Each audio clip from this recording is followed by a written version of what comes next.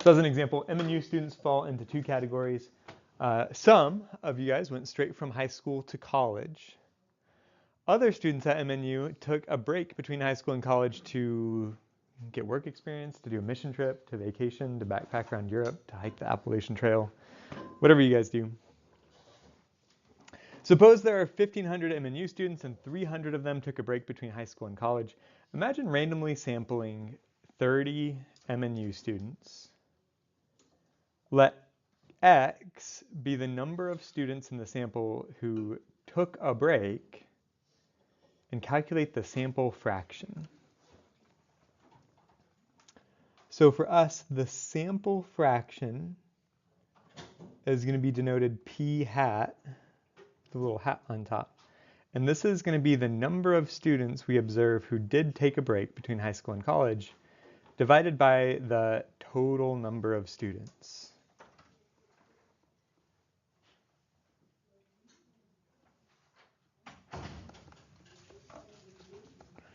That way it tells us the fraction of students in my sample who took a break.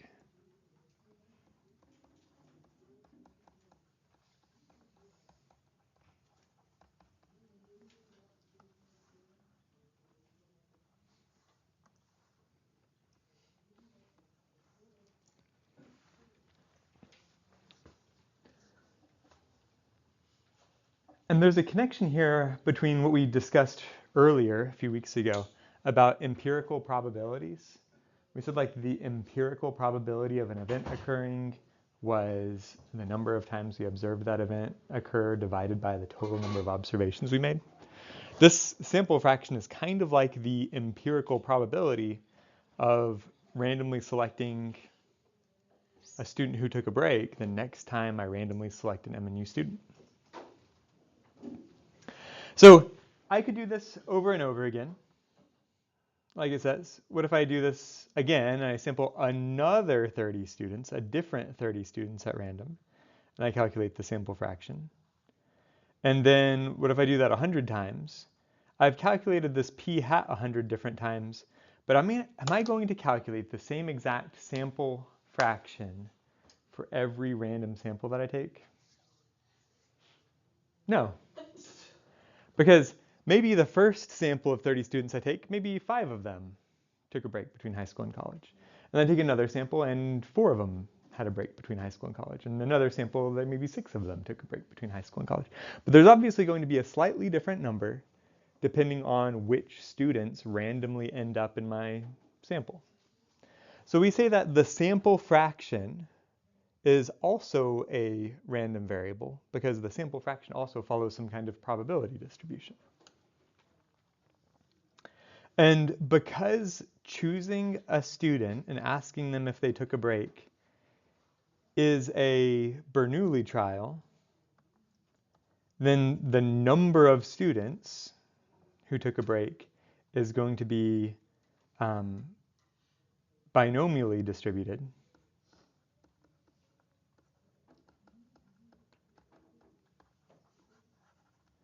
And like we talked about last time, if the variance of that binomial distribution is greater than 10, then we can approximate this binomial distribution with a normal distribution.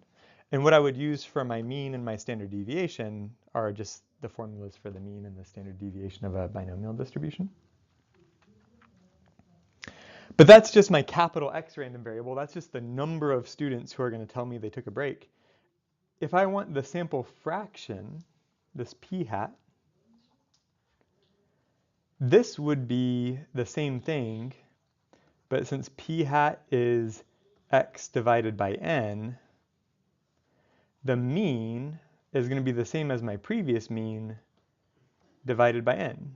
So if I take n times p divided by n, I just get p, right? And so that's why my new mean for my distribution is p. And then my standard deviation goes like this. I say, well, I've got a standard deviation square root of n times p times 1 minus p.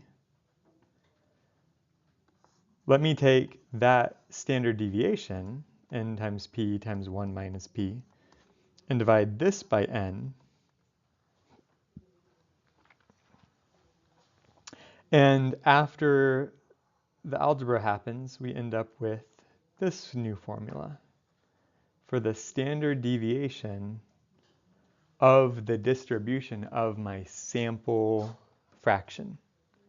So I'm using the little p hat as a subscript here for the mu and the sigma so that you know which random variable we're talking about.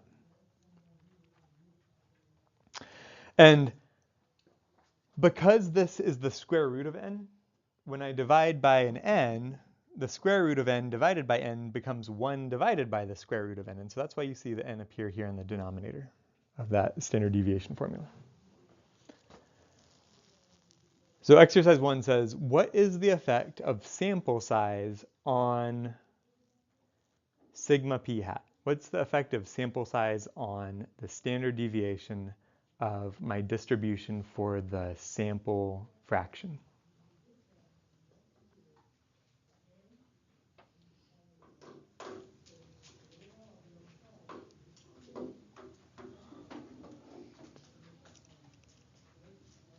I forgot my popsicle sticks today, so I just need volunteers. What this question is trying to ask in exercise 1 is like, I'll make it a little bit more clear. If the sample size goes up, if n increases, then the standard deviation of the sample fraction, what happens? It stays the same? It increases? It decreases?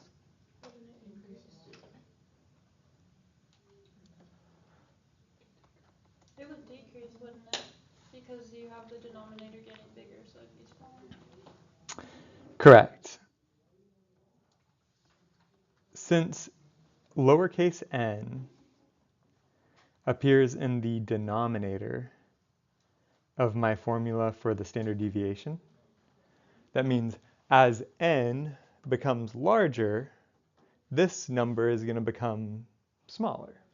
So a larger sample size means I have a smaller standard deviation for my, what do you call it? My sample fraction. So that's the answer to exercise 1. If your sample size increases, then the standard deviation of your sample fraction decreases.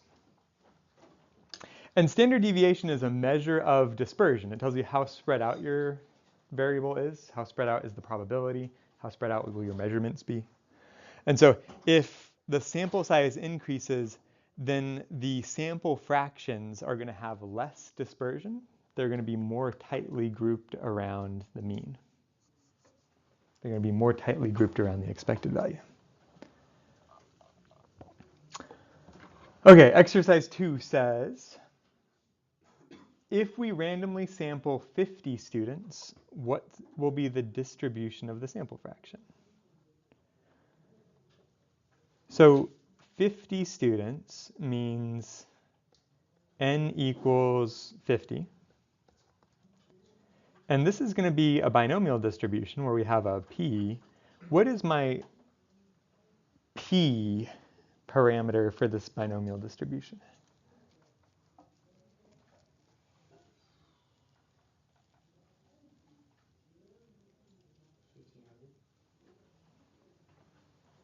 I'll give you a hint. P is like a probability of success for a Bernoulli trial. So P should always be between 0 and 1.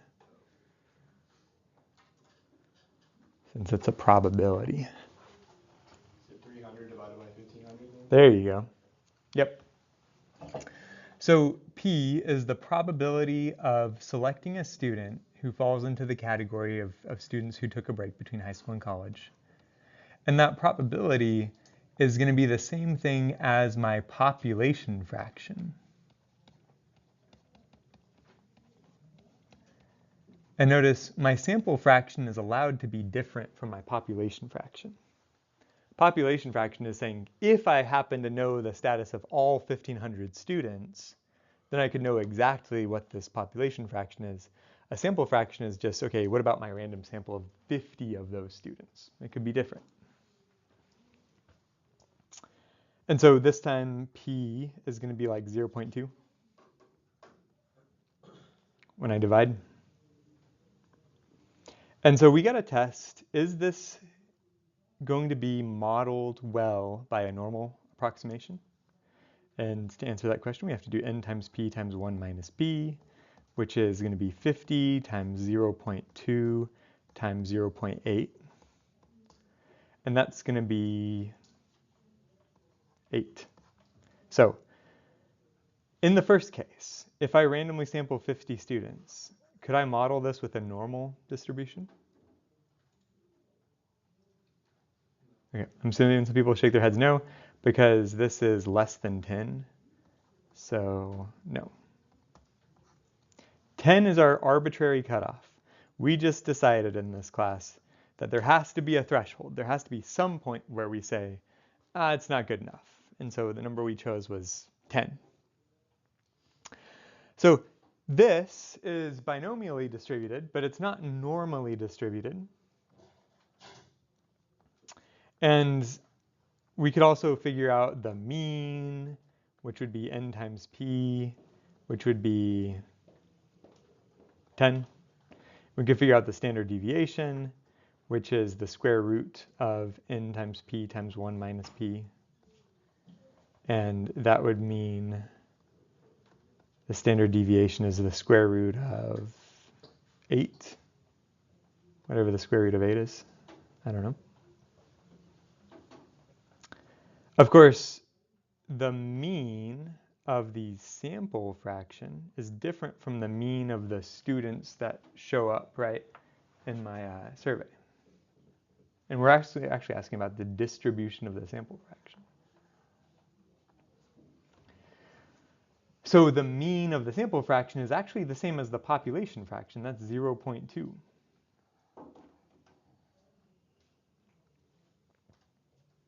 And the standard deviation of the sample fraction is going to be the square root of p times 1 minus p divided by n.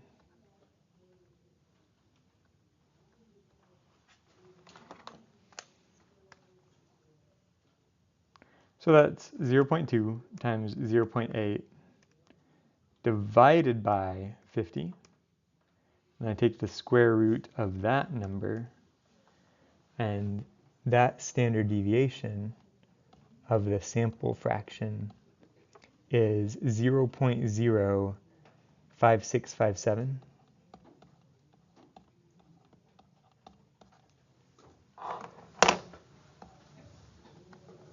So even though it's not a normal distribution, I can still find the mean and the standard deviation, and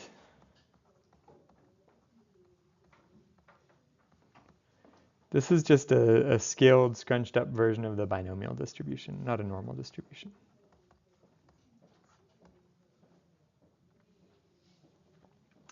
Okay, the next line of this question says something like, if we randomly sample 200 students, what is the distribution of the sample fraction?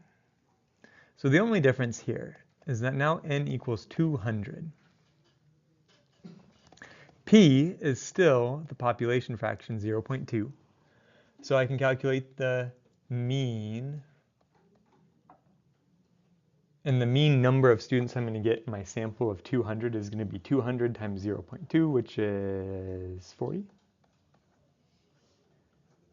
That's not the same as the mean I'm going to get for my sample fraction, though. What's the mean for my sample fraction?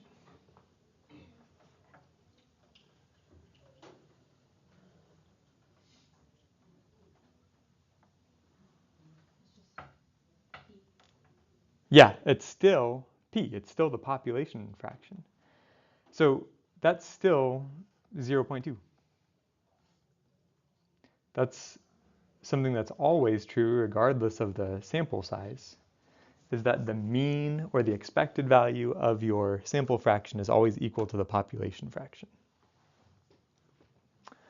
then the standard deviation of my sample fraction is going to follow the formula p times 1 minus p divided by n.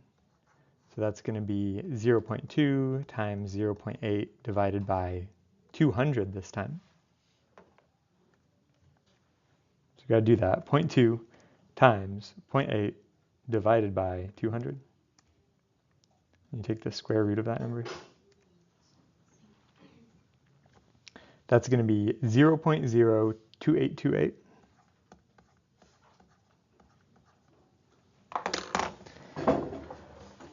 And if I go to Desmos,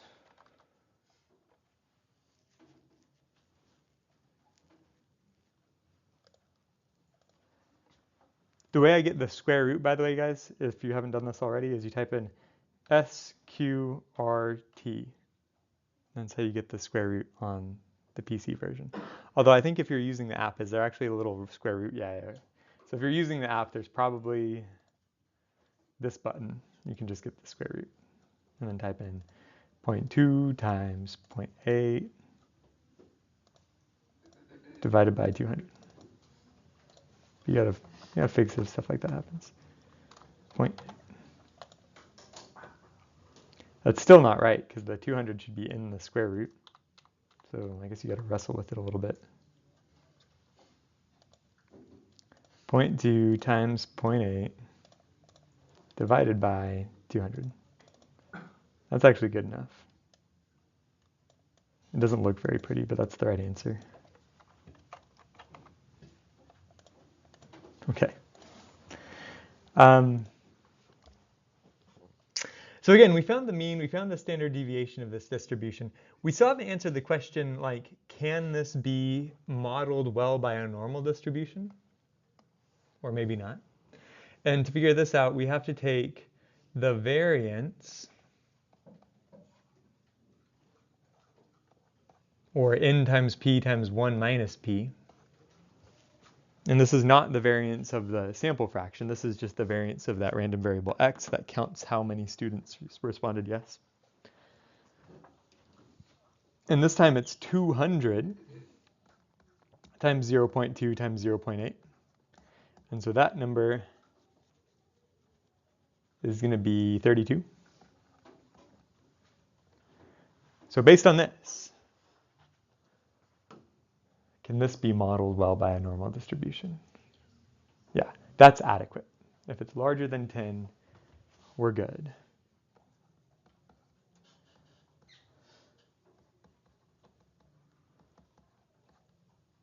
So this is approximately normal.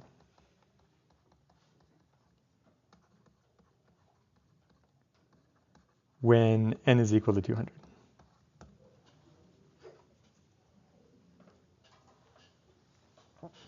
So this brings me to an important point that I should mention. If somebody asks you, what is the distribution? They're looking for multiple things. First of all, they want the name of the distribution, right? Like, is it a binomial distribution? Is it a normal distribution? Is it a, uniform distribution? There's a whole bunch of different distributions. But they're looking for the name of the distribution.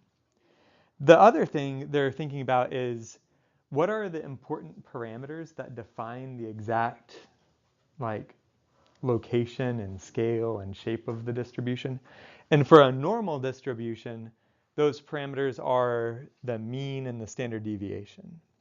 For a binomial distribution, those numbers are n and p, right? The sample size and the probability of success for each Bernoulli trial.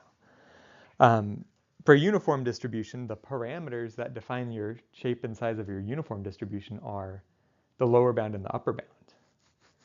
So which parameters are important depends on which distribution you're talking about.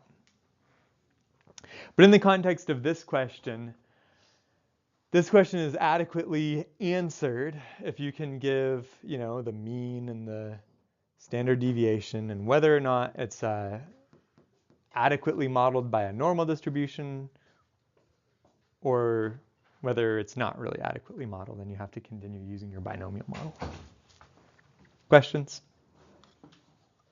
Any thoughts about that?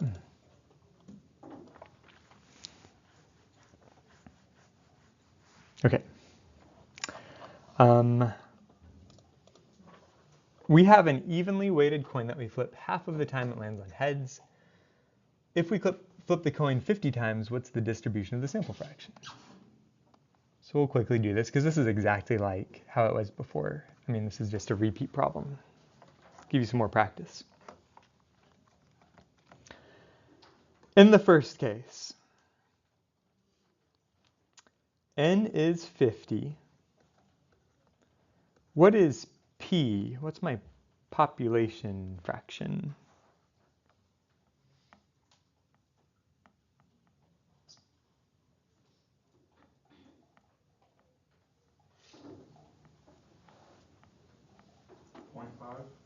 Yep, 0.5. And I know that because my problem statement says that half of the time it lands on heads. And I understand that there's not like a population of coin flips that we're discussing, but this is a random process that generates outcomes with probability 0.5. And so the population fraction and the probability of a Bernoulli trial are really the same thing. So n is equal to 50, p is equal to 0.5, and if I say x is the number of heads,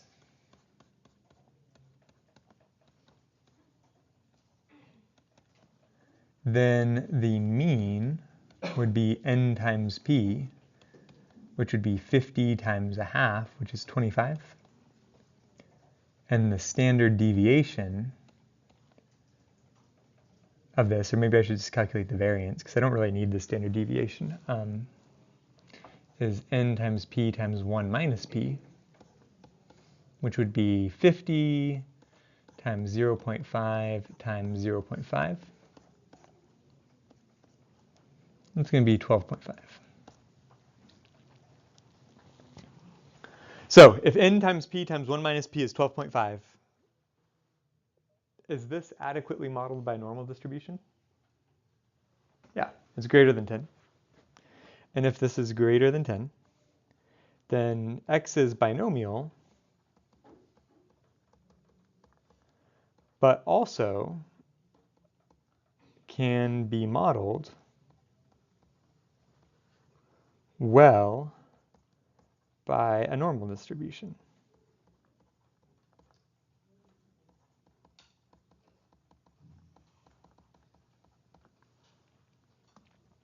So then we can talk about the sample fraction and the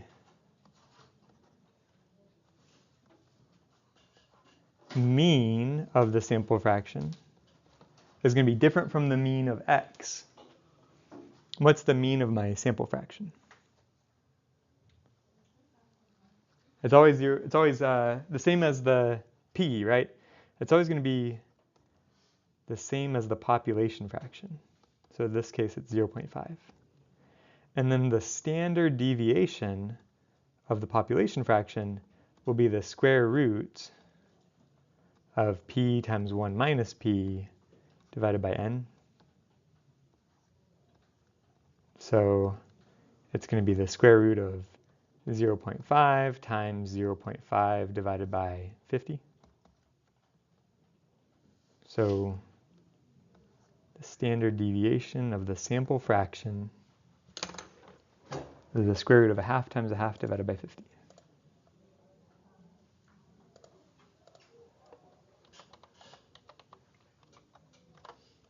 Or 0.0707.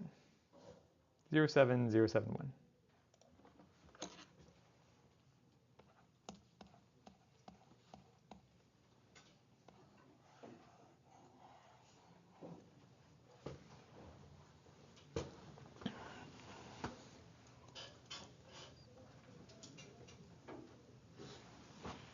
And since the capital X is modeled well by a normal distribution, the p hat, the sample fraction, is normal. Normal enough anyways, right?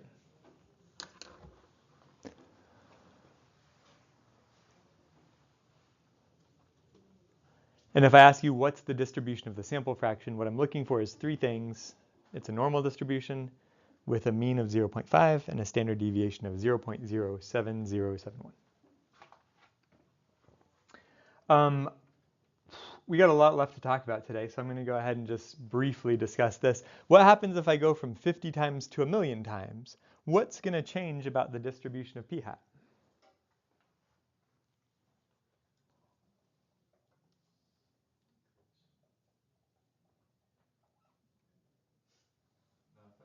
Is it still going to be normal?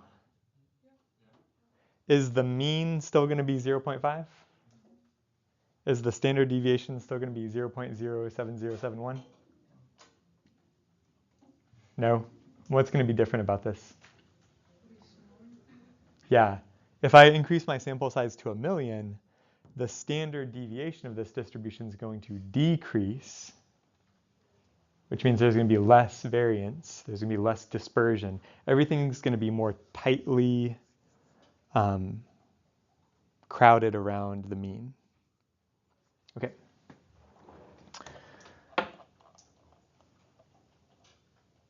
So when we have a sample of Bernoulli trials and we calculate a sample fraction, then capital X is normally distributed, right? As long as n times p times 1 minus p is greater than 10, then it's approximately normally distributed. And I think I probably meant to say p hat. But in real life, we don't know the parameter p, right? So this entire time we've been supposing that we happen to know the population fraction. But this is something that we typically don't know. Think about that for a second. There would be absolutely no sense in taking random samples and doing a survey, or taking a random sample and making a measurement, if we already knew the population fraction, right? So in real life, we don't know the population fraction. That's kind of the thing we're trying to learn about. We're trying to make an inference about the population fraction by taking a sample and calculating a sample fraction. We will know the sample size n, we just don't know this lowercase p. Our best approximation of the population fraction is going to be the sample fraction that we find from our survey or our experiment. So p hat is our best approximation of p, and this s, which is called the standard error of p hat, is our best approximation of the standard deviation of this distribution. The only difference between this formula for the standard error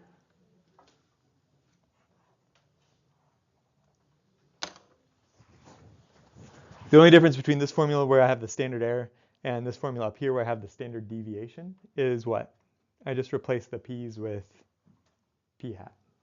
So I'm replacing the population fraction with the sample fraction. And when I do that, that makes this the standard error. And it's not exactly the same as the standard deviation, but it's our best approximation of what that standard deviation will be. So exercise 3 says, in an experiment, we randomly sample 30 residents of Olathe, and we ask them if they recycle. If we find that 24 of the respondents claim that they recycle, what is the sample fraction?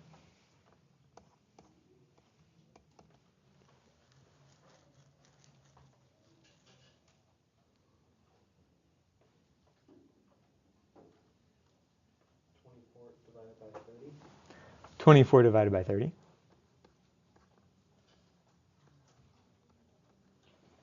So like 0.8-ish. And then what is the standard error of the sample fraction? I have to use this formula up here. We're going to take the square root of 0.8 times 0.2 divided by 30.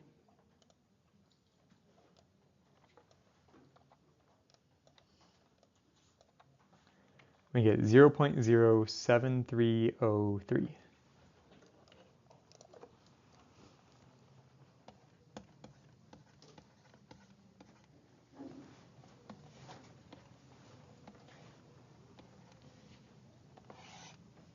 Okay. That makes sense?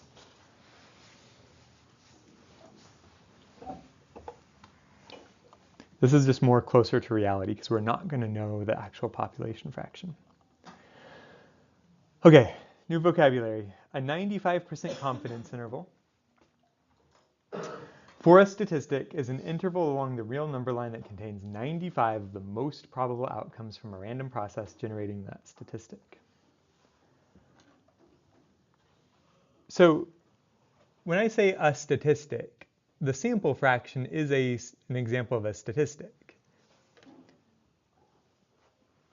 So if I've got a random process, like choosing a random sample and then calculating the sample fraction, that would be a random process generating a statistic. And I want to create an interval, that means like a set along the real number line, a continuous set. I'm saying what interval would contain 95 of the most likely outcomes for the sample fraction if I repeat this process over and over and over again. The level of confidence of the confidence interval is the probability that the next random sample of size n generates a statistic inside the confidence interval. So if I say the words 95% confidence interval, that means my level of confidence that I want is 95%. The level of significance, and we're going to use a lowercase Greek letter alpha for the level of significance.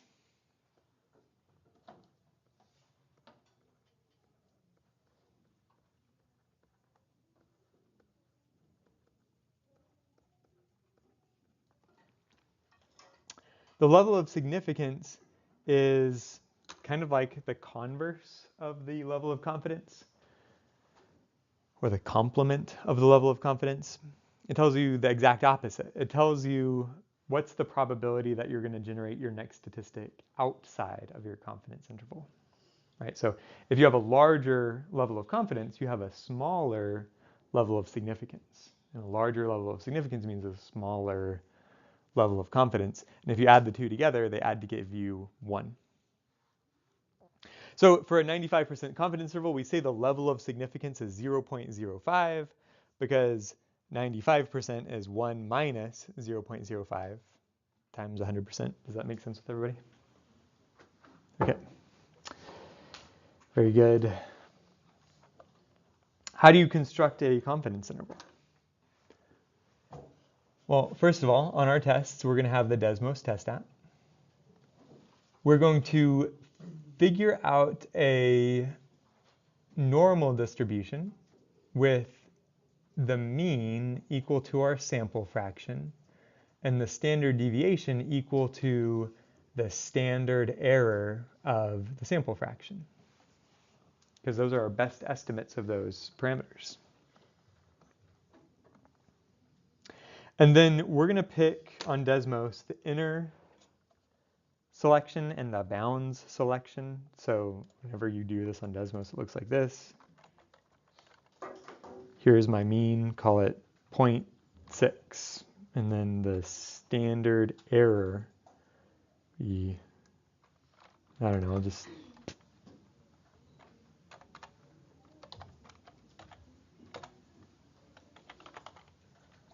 it's going to be like p times 1 minus p divided by n. So n's 50. Okay, so we have my mean and my standard deviation. And so here's my little probability distribution, my little normal distribution around the sample fraction. This is how my sample fraction is distributed. Then what we're going to do is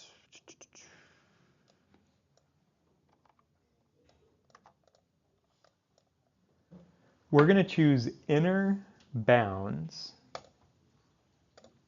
and then right here in this blank, you have to type in your level of confidence as a decimal. So if I wanted a 95% confidence interval, what do I type in the blank? Yeah, I type in 0.95, so I get a 95% confidence interval. So here we go. 0.95. And this is what the 95% confidence interval looks like. It looks like that shaded region. This shaded region tells you the probability that you are going to calculate your next sample fraction between 0.464 and 0.736, right? And if you want the exact numbers, you just click on these little drop-down boxes and it will tell you. But yeah, you got to choose the normal distribution, then you got to choose inner bounds, and then you type in your level of confidence as a decimal, and you read off your upper bound and lower bound. Then, if a question asks you for margin of error, and I like to ask for margin of error, what I mean by margin of error is the distance from the sample fraction, where the sample fraction is always in the middle of this interval, to the edge of the interval, right? So you can either take the sample fraction minus the lower bound, or you can take the upper bound minus the sample fraction, or you can take the upper bound minus the lower bound divided by 2. That would give you the margin of error. But lots of ways to get the margin of error. In this case, I could just read off 0.7358, 7358 minus 0.4642. And that's going to give me the total width of my confidence interval. If I want the margin of error, I have to divide that by 2. So my margin of error this time was 0.1358. Because there's a little buffer of 0.1358 on the upper end and on the lower end of the sample fraction to make this confidence interval.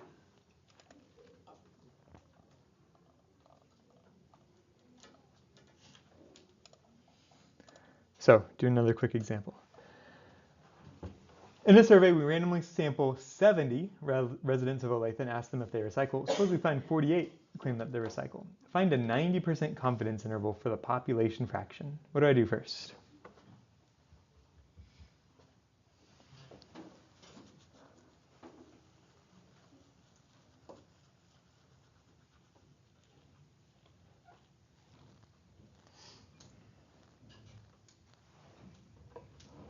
Everybody's paying attention? Everybody's too sleepy after lunch. So number 1, we got to open up our app. Number 2, we need a normal distribution in Desmos with the mean equal to the sample fraction and the standard deviation equal to the standard error. So before I can do that, I have to know what is the sample fraction.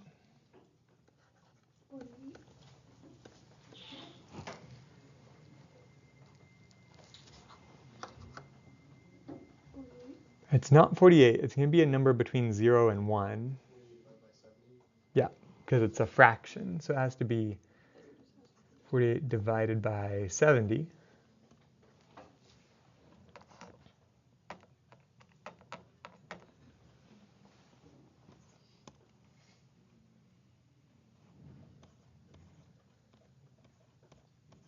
Okay, the other thing I need to configure a normal distribution in Desmos is I've got to figure out what am I going to put in for the standard deviation of that distribution. And that is going to be set equal to the standard error of the sample fraction. And this is one of the things you should really write down on your 8.5 by 11 handwritten notes page for the next test, is the standard error of the sample fraction is going to be the sample fraction times 1 minus the sample fraction divided by n.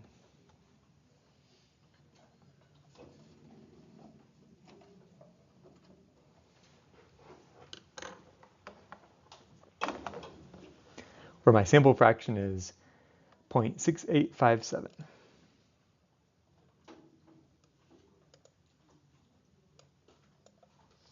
So I'm typing 0.6857 times 1 minus 0.6857 divided by my sample size, which was 70 this time. That's going to give me my standard error. And 0.6857 is going to be my mean, which is my sample fraction itself. And then we choose inner, and we choose bounds, and this time I wanted a 90% confidence interval, so what do I type in here? 0.9 for 90%. And then we read off my lower bound and my upper bound. That's 0.5944 and 0.7770. Good, it's going to round up. 777 and 5944.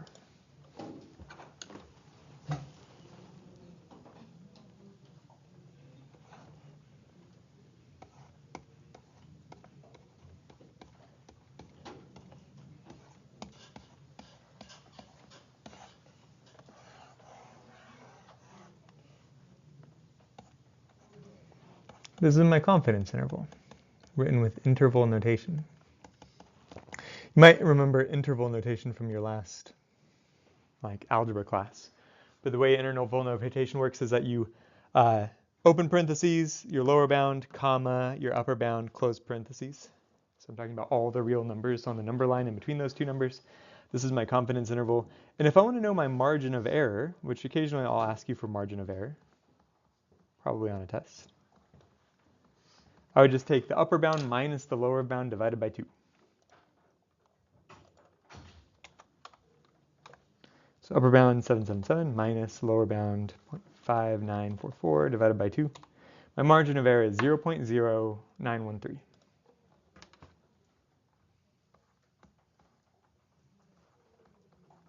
you might also put that formula on your notes page.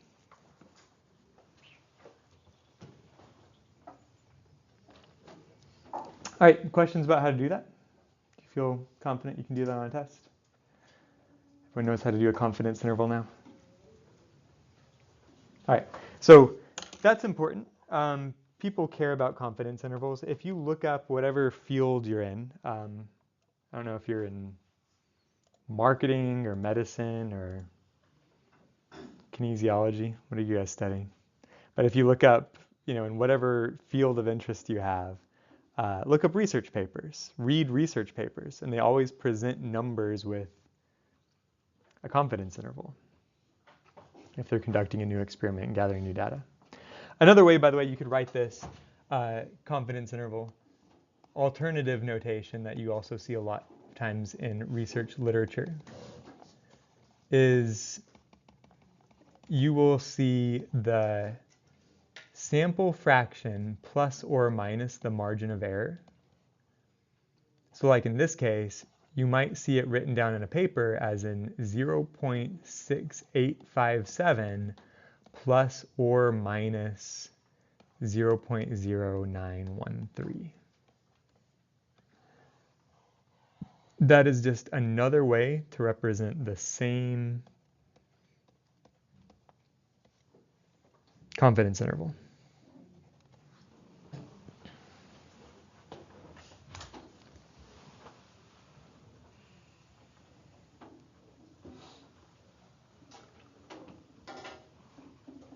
Okay.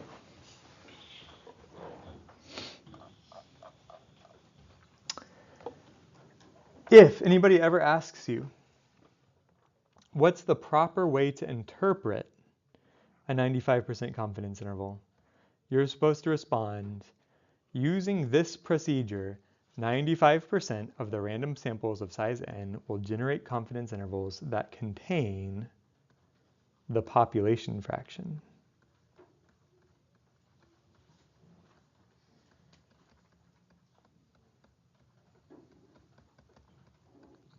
So in this way, confidence intervals are a form of statistical inference because we are making an inference, we're making an inferential statement about a parameter. We don't know what the population fraction is, but using this procedure, 95% of the random samples will generate a confidence interval that contains the population fraction. We've said something about it.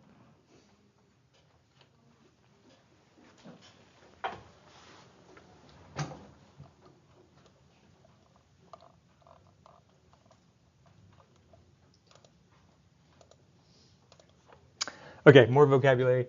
The critical value. This might be the most confusing thing we're going to talk about today, and I'll try to explain why. The critical value is denoted z with a subscript alpha divided by 2, is the number of standard deviations on either side of the mean required to capture a certain percentage of the area in the probability density function. The part I find confusing about the critical value is that we use the notation z subscript alpha divided by 2. Alpha, remember, is the level of significance. And the level of significance means the amount of probability that your next statistic you calculate is not going to fall in the confidence interval. This is a z because it's kind of like a z-score. Remember, z-scores counted the number of standard deviations away from the mean. And this is also counting the number of standard deviations on either side of the mean. So that's why we use the lowercase letter z.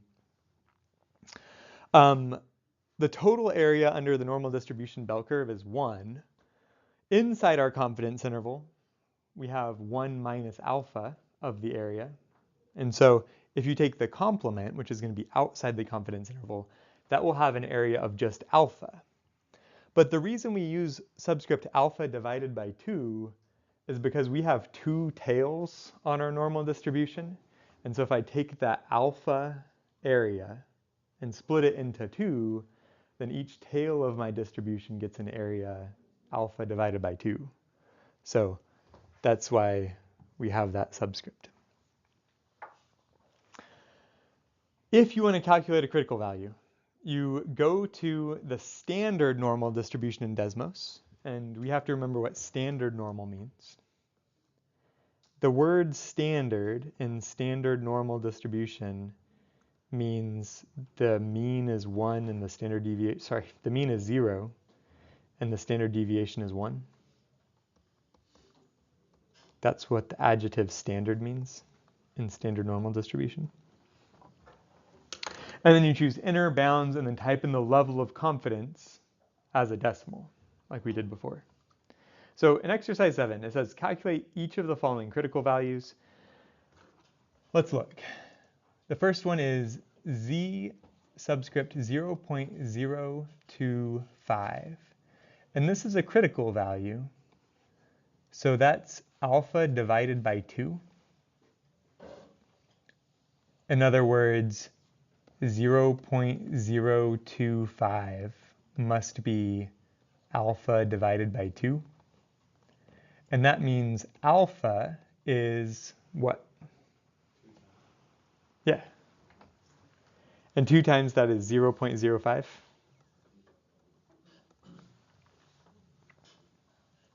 This is my level of significance. What I actually need to type into Desmos is the level of confidence. So I need 1 minus alpha. And that's going to be 1 minus 0.05, which is 0.95. And that's my level of confidence. And now that we have my level of confidence, we go to Desmos, and we can type in 0.95. Make sure that the mean is 0 and the standard deviation is 1, because we need a standard normal distribution to do this.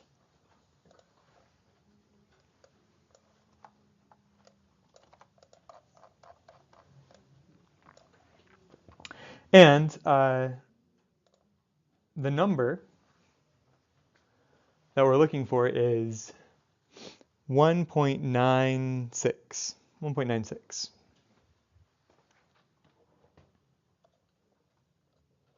When we round to 4 significant figures.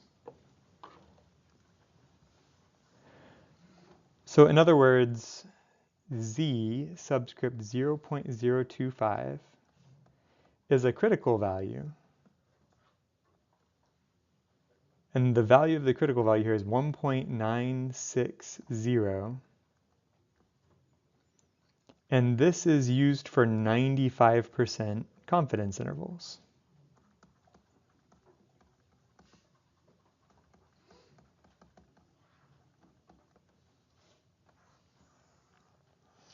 And again, the reason the subscript is 0.025 is because 0.025 is the area right here of this little kind of triangular region. This has an area of 0.025. That's the meaning behind the subscript. Okay, let's do another one. Practice doing this a little bit. This time my subscript is 0.005. And that means 0.005 is supposed to be alpha divided by 2. So what is alpha?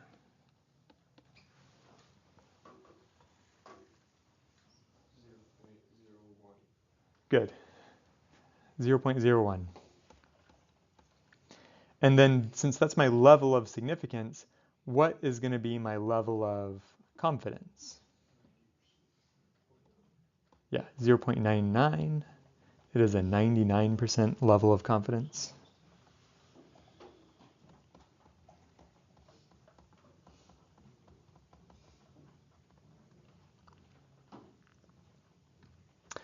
So we have to use Desmos to find out what is z subscript 0.005.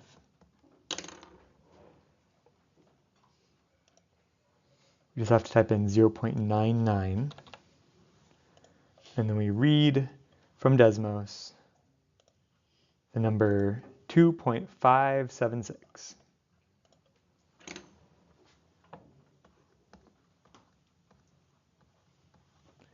And this is the critical value associated with a 99% level of confidence.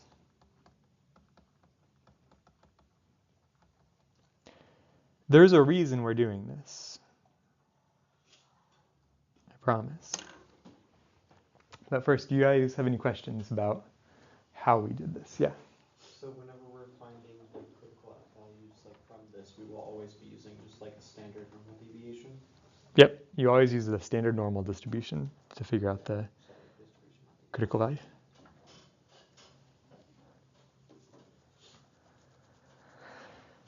Okay, so why are we talking about critical values? If you have not yet collected your data, if you're still in the process of designing your experiment, let's go with pink. You might want to determine what sample size is actually required. And in the process of determining your required sample size, you have to know what your critical value is. We're going to use this here in a second.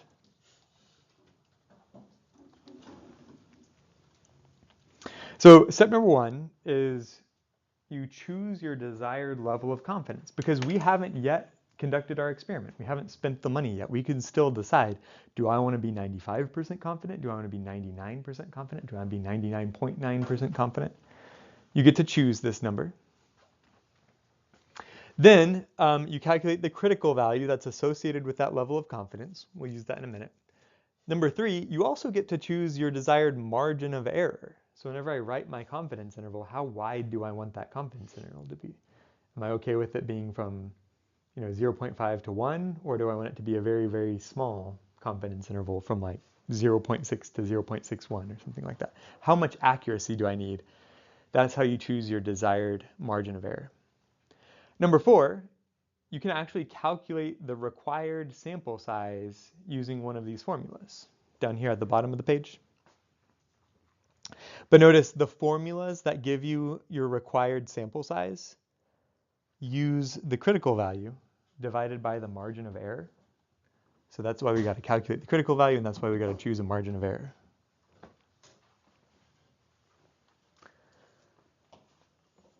So here's an example. Determine the required sample size to construct a 99% confidence interval about a population fraction with a margin of error 0.05.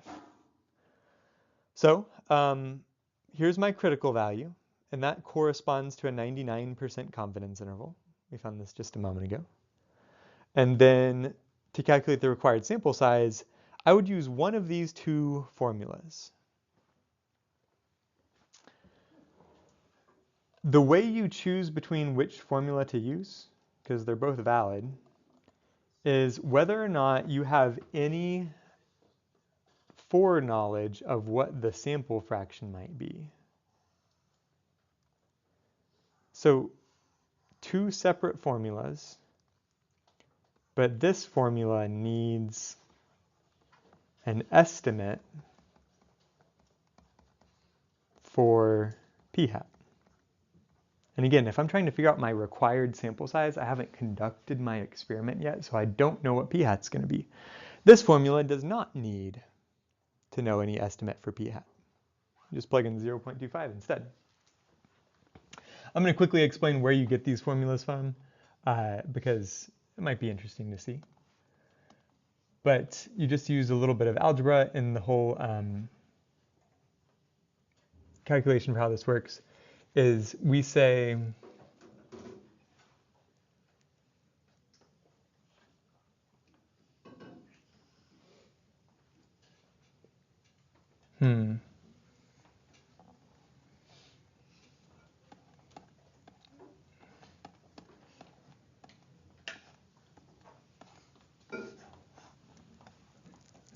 trying to reconstruct it.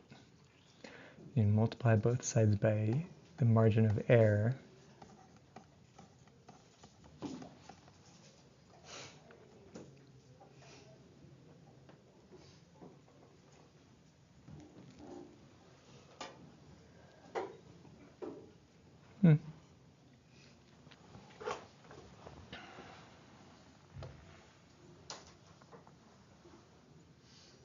Okay, so this kind of makes sense.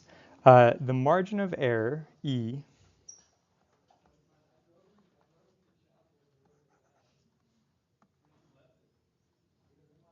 is going to be the reciprocal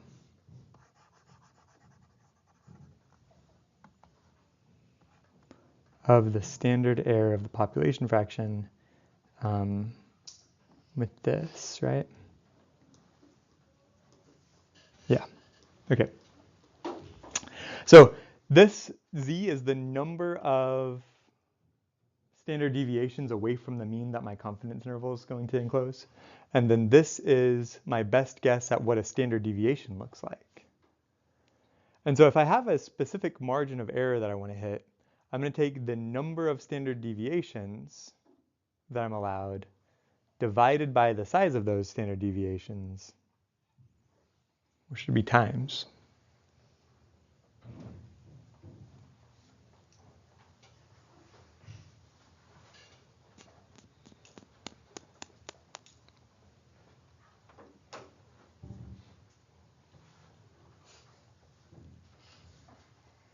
Yeah, it should be times, sorry.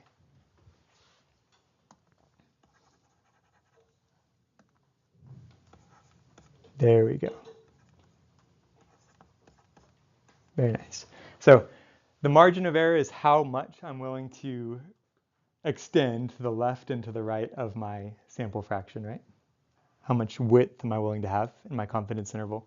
And this is going to be equal to the number of standard deviations I'm allowed. That's my critical value. Times the size of a standard deviation. And the standard error is my best guess at what a standard deviation is going to look like. Well, let's plug in the formula for the standard error. And the standard error is p hat times 1 minus p hat divided by n. And then we're going to solve this equation for n, which means I'm going to multiply both sides by square root of n and divide both sides by the margin of error, E. And so here is what it looks like to divide by E. And then multiplying both sides by n would leave me with the square root of p hat times 1 minus p hat. Sorry, multiplying both sides by the square root of n. And then square both sides of this equation. And if I square both sides, this factor with the square root is going to lose the square root, because the square root of a number squared cancels out. And then on this factor that does not have a square root, this stuff, after it's squared, has to pick up this exponent too. And that's where we get this equation from.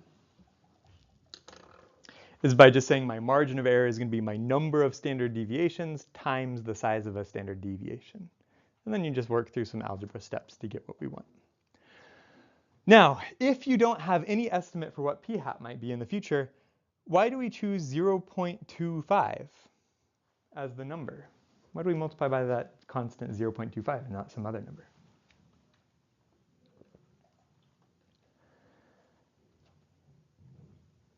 (0.25) is the worst case scenario. Okay?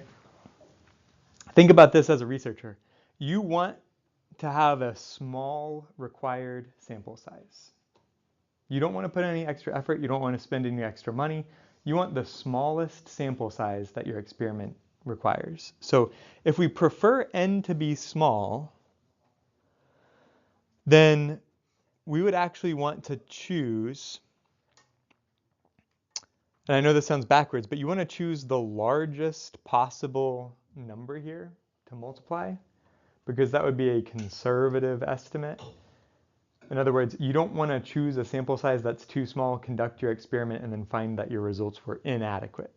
You don't want to find that, oh, I don't have as much confidence as I needed to have to publish my result in the right journal or whatever.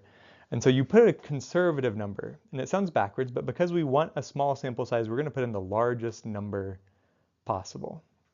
Why is 0.25 the largest number I can possibly get out of p times 1 minus p?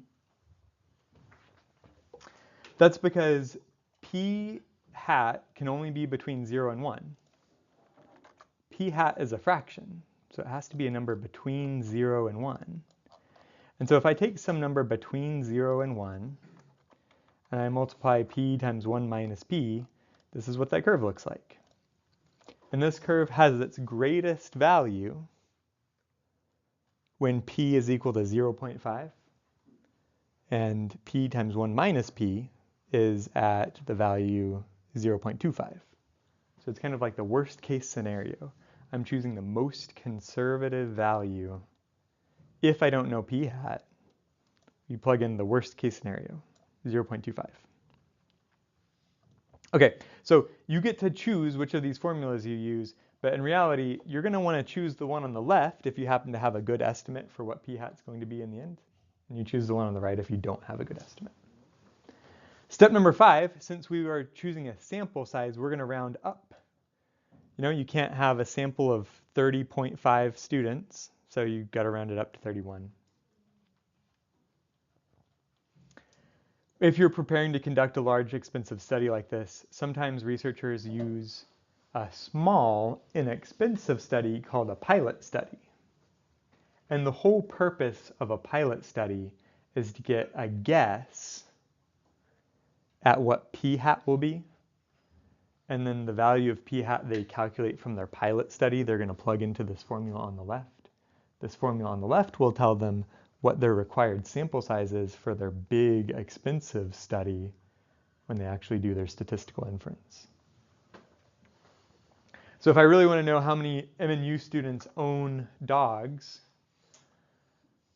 with 99% confidence and a margin of error of 0.01, right, that's going to require a big sample.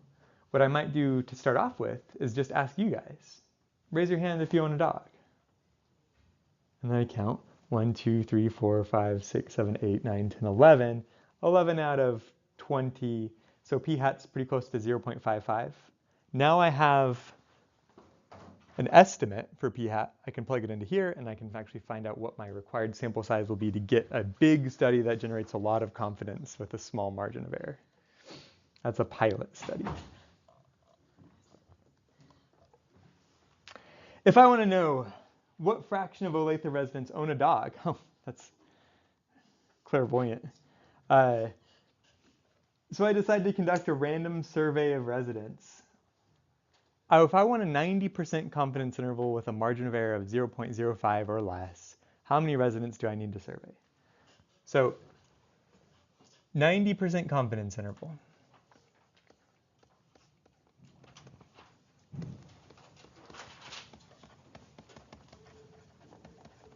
That's going to mean I need to find a critical value And my critical value will be what I get if I make a standard normal distribution with mean 0 and standard deviation 1. I click inner bounds, and here I'm going to type in 0.9 for 90% confidence. And I read off the number 1.645. 1.645 is going to be my critical value. And having my critical value, I now need to decide on my margin of error. Oh, my problem tells me that has to be 0.05 for my margin of error. And so now we're ready to use that formula to figure out my required sample size. I don't have an estimate of p hat, and so we'll use this one. N equals 0.25 times my critical value divided by the margin of error squared.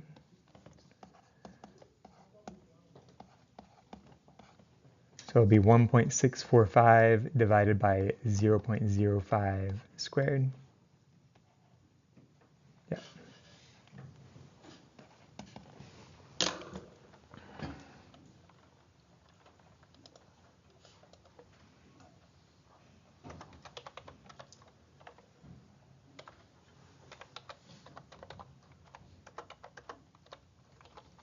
Don't forget to square it. So 271, don't forget to round up. So if it says 270.6, we actually have to find 271 residents.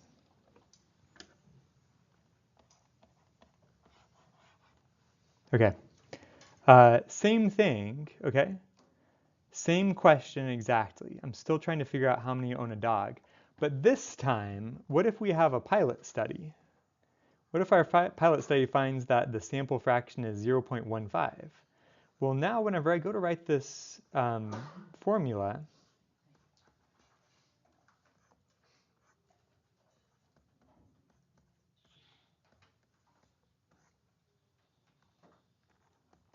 I'm going to use that p hat I got from my pilot study. So 0.15 times 1 minus 0.15 times 1.645 divided by 0.05 squared.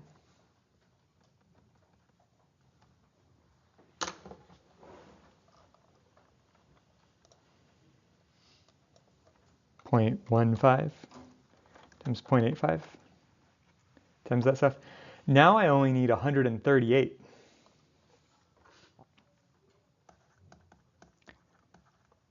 For my required sample size.